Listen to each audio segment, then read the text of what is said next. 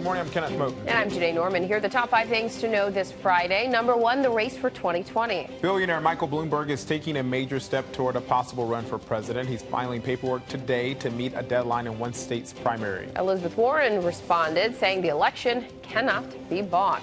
Number 2, acting White House Chief of Staff Mick Mulvaney is expected to be a no-show on Capitol Hill today. He was subpoenaed by the House Intelligence Committee to answer questions in the impeachment investigation. A senior advisor to Mulvaney also refused to testify this week.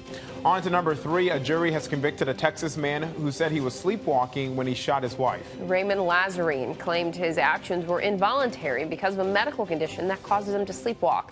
But jurors didn't buy it. They convicted him of murder. He could now face life in prison. Number 4, e-cigarette maker Juul is halting sales of its popular mint-flavored products. The company is facing intense scrutiny as the vaping health crisis grows. A survey found mint-flavored products are the top choice among teenagers. And finally, number 5, the race to catch America's favorite feline. You may remember a black cat interrupted Monday Night Football, running across the field during the Giants game, and now MetLife Stadium says that cat is still on the loose. Several traps have been set. Stadium officials are hoping to catch the cat before this Sunday's game. Ooh, will they have good luck or bad luck? Oh, that's a good one. Oh.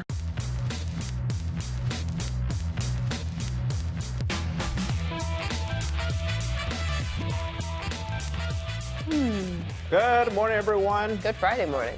Friday, the weekend is here. Thank goodness. I'm off. Oh, wait, I'm not. Janae's not. But I don't come in overnight hours, so it's not as bad. So I'm gonna get some sleep. Make sure you watch her on Weekend GMA. Yeah. And the whole team. 2 hours on Good Saturdays. crew of folks there. All right, well, we will get to lots of news today. Let's get right to it. A judge in New York has ordered President Trump to pay $2 million for, quote, misusing his charitable foundation. It's part of a settlement from a lawsuit accusing Trump of using the charity's funds to pay his personal expenses. And Trump now admits that nearly $3 million raised for veterans in 2016 actually went into his campaign coffers ahead of the Iowa caucuses. Trump calls the lawsuit, quote, politically motivated harassment, but he has agreed to pay the fine. And an attorney for the whistleblower whose complaint sparked the impeachment inquiry is demanding that President Trump stop calling for the whistleblower to be identified. And a cease and desist letter to the White House counsel's office. The lawyer says the president's rhetoric and actions are putting the whistleblower and their family in danger. The letter also says if any harm is done to the whistleblower or their family, the president will be directly responsible. The president's son, Donald Trump Jr., defended his tweet of a story including the whistleblower's name on ABC's The View.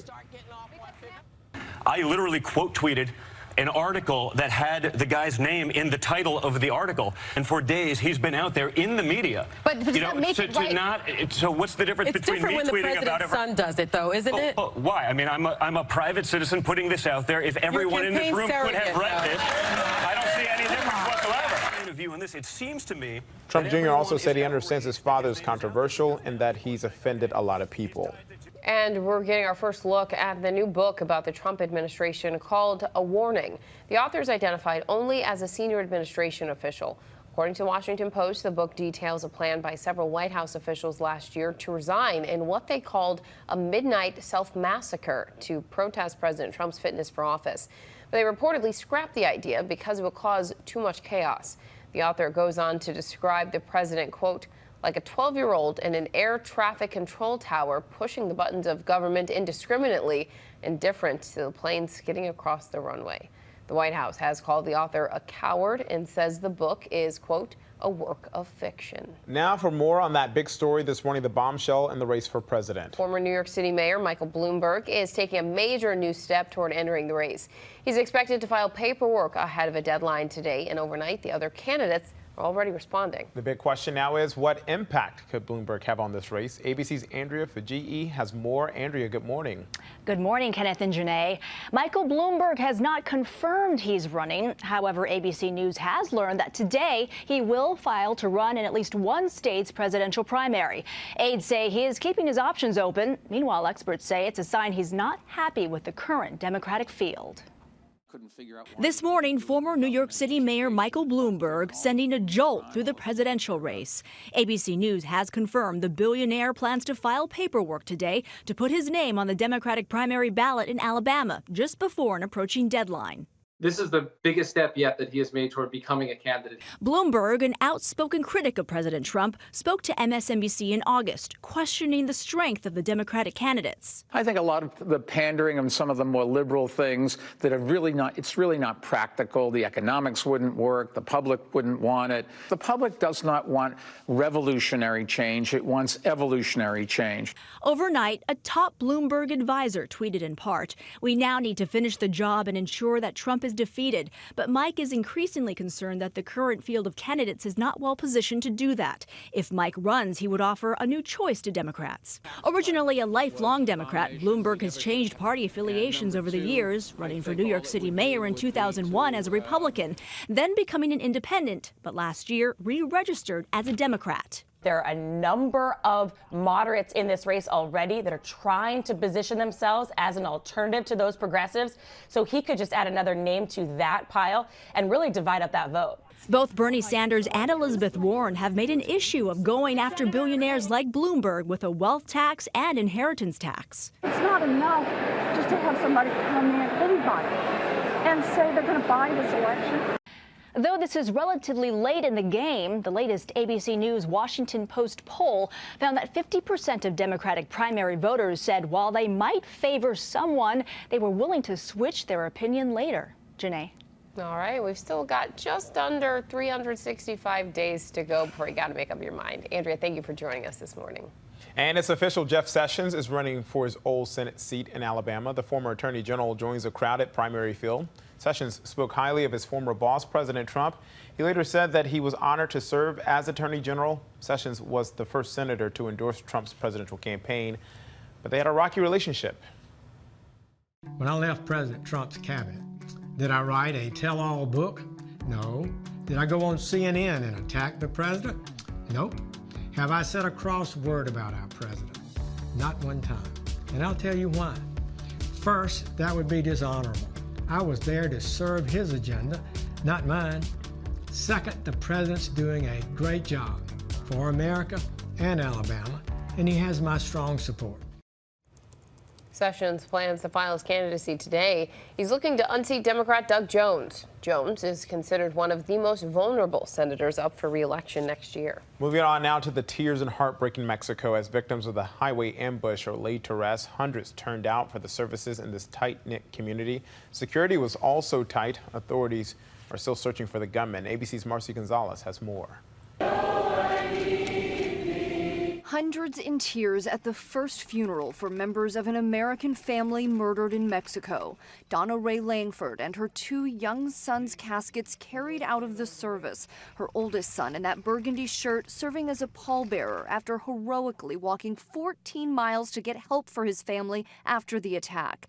Relatives sharing new video of the aftermath of that massacre. Look at the shot down on it from the top. And now questioning whether all 9 victims were targeted by a drug cartel. The family caravanning to Kendra Miller's wedding Monday when they were ambushed. The bride-to-be telling ABC's Tom Yamas she believes the 3 women and 6 children were gunned down to spark a new battle in an ongoing war between drug gangs. So you're saying your family was used as pawns? Yes. The Chihuahua cartel used our 3 women and all the children as a provocation to start a war between them and the Sonora. Military and police now guarding the family's Mormon compound in northwest Mexico as they try to track down the killers. And still, no suspects have been named, and Mexican officials maintain their belief that drug traffickers likely mistook the family for rivals because of the type of vehicles they were traveling in. Marcy Gonzalez, ABC News, Los Angeles. Now to the people rebuilding Paradise on the anniversary of the most destructive wildfire in California's history. The campfire raced through the town of Paradise 1 year ago today. Most of the 14,000 homes have not been rebuilt. Crews have removed nearly 4 million tons of debris, twice the amount that was removed from the World Trade Center site after 9/11. One woman and her family decided to return to the area. They're now living in a motorhome. Anytime you're faced with a tragedy, what are your choices? You either get up and move forward or you just completely give up. And I think for the town of Paradise and for all of us that lived here, we couldn't give up. This is our home. Local officials are asking people to pause for 85 seconds beginning at 11:08 this morning, 1 second for every person who died in that fire last year. Now to a star athlete's explosive new claims about Nike. Mary Kane says the company's training program for elite runners forced her to lose weight and nearly drove her to suicide. Now Nike is responding. Overnight, Nike firing back, denying serious allegations from a champion runner once dubbed the fastest girl in America. I was emotionally and physically abused by a system. At just 17 years old, Mary Kane was blowing away the competition, winning a gold medal at the 2014 World Junior Championships and 2 national titles. Mary Kane, there are women here almost twice her age, being left in her weight. She became the youngest American track athlete to make a World Championships team and was signed with Nike's famed training program called the Oregon Project. But now, Kane is coming forward, claiming the program's coach, Alberto Salazar, and other staffers physically and emotionally abused her. I was weighed in front of teammates. I was told during practices that I was clearly 5 pounds too heavy. Kane claims coaches constantly told her to lose weight, causing her physical and mental health to deteriorate. She says because of the alleged treatment, she suffered 5 broken bones, didn't have a period for 3 years, and had suicidal thoughts. I usually cut my legs because I hated them for not running faster, for not doing better. Nike shut down its Oregon Project last month after the U.S. doping agency suspended Coach Salazar, saying an investigation found multiple anti-doping rule violations. This morning, Nike is denying Kane's allegations, saying these are deeply troubling allegations which have not been raised by Mary or her parents before, adding Mary was seeking to rejoin the Oregon Project and Alberto's team as recently as April of this year and had not raised these concerns as part of that process. Kane says she is still training and hopes to make the Olympics in Tokyo next summer. The woman who climbed into a lion enclosure in New York's Bronx Zoo now faces criminal charges. Maya Altry surrendered to police late Wednesday, hours after posting on Instagram how police could find her. A social media post in late September showed Altry taunting a lion with the animal just feet away. She's charged with criminal trespass. Coming up, another hint about a presidential run, this time from Kanye West. See what he's saying. But first, a new exhibit here in New York gives a look inside the hunt for Osama bin Laden. More after this. Welcome back. It's now being called the greatest manhunt in American history, the hunt for Osama bin Laden. And next week, an exhibit by that name is opening at the 9/11 Museum here in New York that focuses both on bin Laden's trackdown and assassination, as well as artifacts from his former compound. Here's WABC's Dave Evans. At the 9/11 Memorial and Museum, a new exhibit opens next week. It's called The Hunt for Osama bin Laden. And if the bright yellow displays look kind of like crime tape, it's for good reason. So for us, this was really a crime story, a horrific crime at a huge scale and over an enormous amount of time. But at its heart, we thought of it still as a crime story.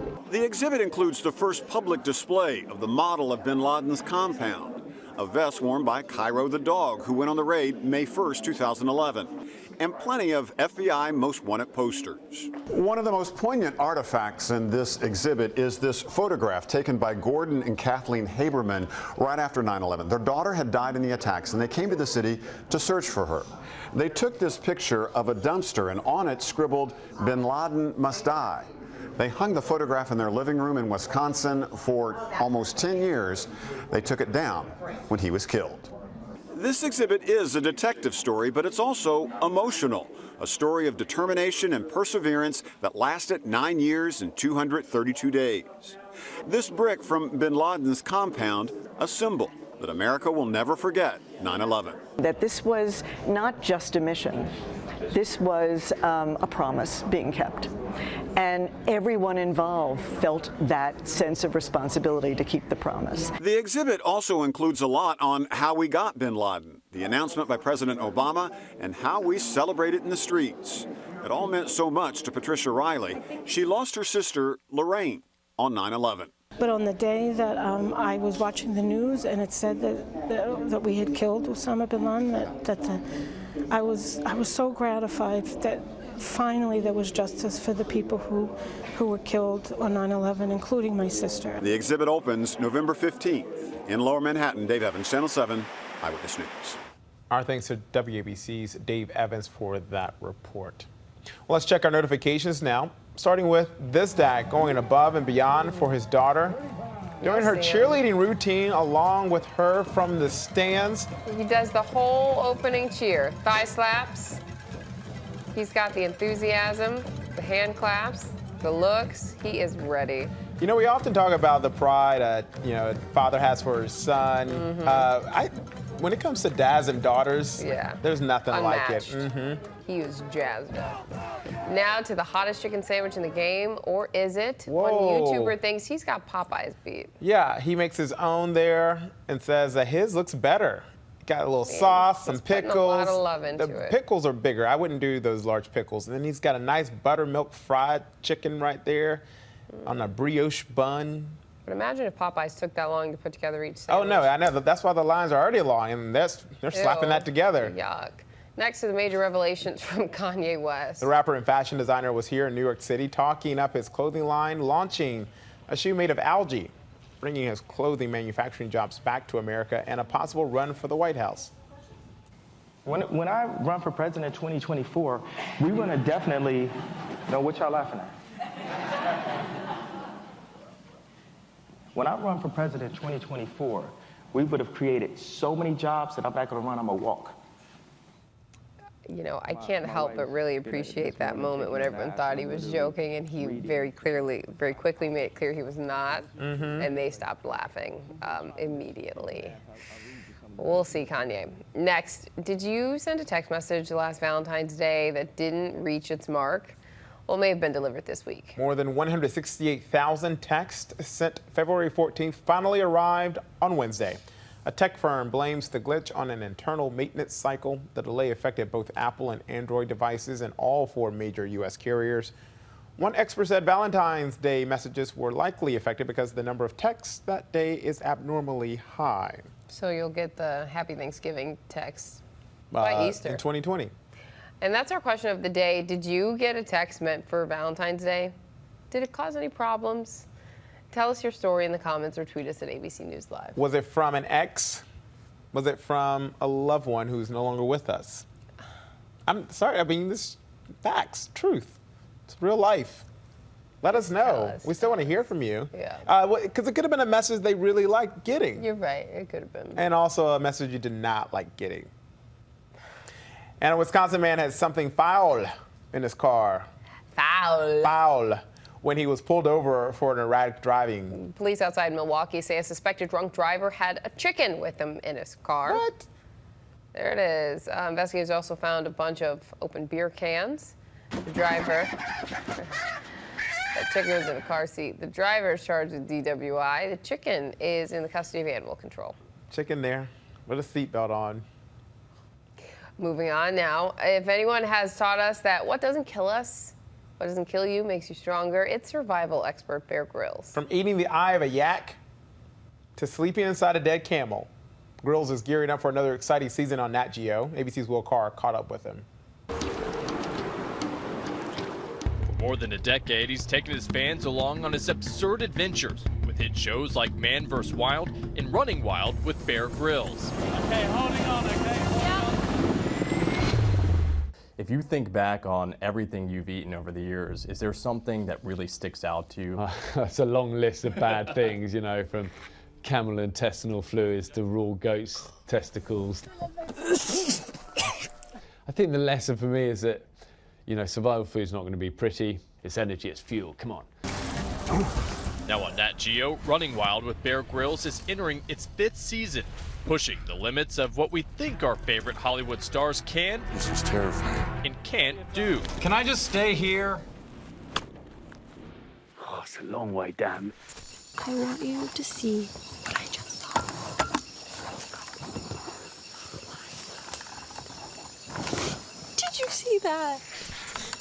No. For those like me who prefer the practice of the art of armchair survival, We're so close.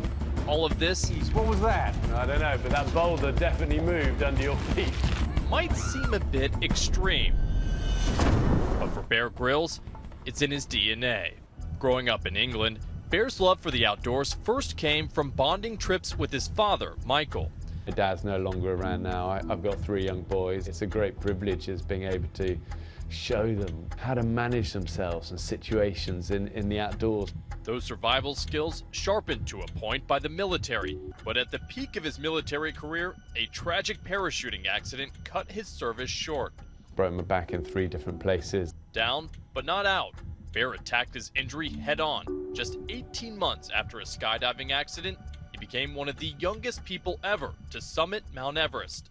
Everest became a really symbolic thing for me of I'm going to get strong again. I'm going to learn how to walk again. I'm going to learn how to climb again and run again. And eventually I'm going to try and stand on top of the world. And on the back of that, the TV door opened. I'm Bear Grylls. His first major U.S. show, Discovery's Man vs. Wild, ran for 5 seasons. It launched Bear as the go-to television adventurer for the millennial generation. Adventure mixed with those moments that make you oh so gloriously uncomfortable. Bear's gut-wrenching feats of gastronomy quickly became legend. Where do you get the confidence to eat those things and not worry about it having a negative impact on your health? Through failure, many times where I've got it wrong and things, I've ended up sick and, I've looked back over the years on the many, the episodes these have done all over the place, and often it's gone wrong and I've ended up hanging off a rock face with diarrhea and, and the camera's still rolling. It's fine, and I've never minded the mistakes. You squeezed his heart out.